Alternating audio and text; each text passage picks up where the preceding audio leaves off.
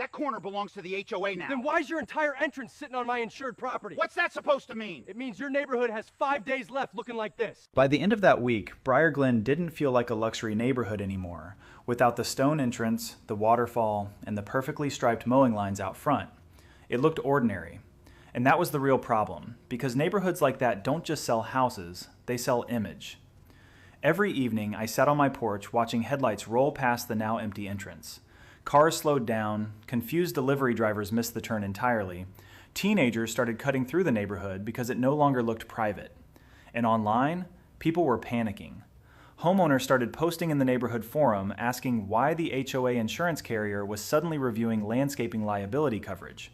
Others wanted to know why the board approved boundary changes without legal documentation. Then came the rumors. Special assessments, lawsuits, potential claims, property values. That word kept coming up over and over again. Friday morning, I got a knock on my door.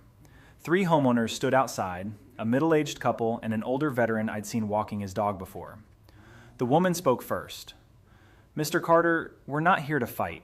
We just want to know what's actually happening." So I invited them inside. I laid every document across my kitchen table, the original plats, the tax records, the survey overlays, the recorded notices. Then I showed them the commercial insurance documents. That part changed everything, because most people understand land disputes, but insurance liability scares homeowners differently.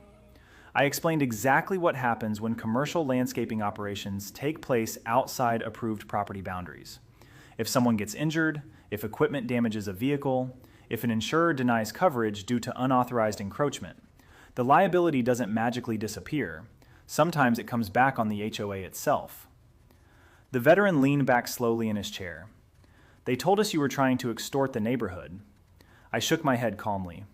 "If I wanted money, I would have sued first." Silence. Then the husband asked the question I knew was coming. "So why remove the entrance?"